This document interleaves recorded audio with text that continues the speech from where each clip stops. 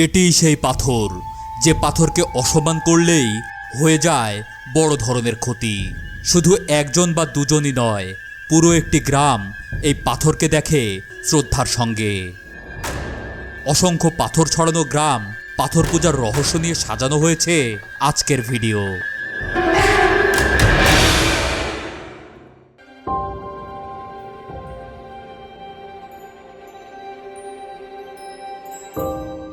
Content creator Kaiser Rahmani ভাইয়ের content থেকে এই গ্রামের কথা জানার পরেই আমি ও মুন্সি এনায়েত ভাই রওনা হই চাঁপাইনবাবগঞ্জ জেলার গোমস্তাপুর উপজেলার রহনপুর ইউনিয়নের পাথরপূজা গ্রামে।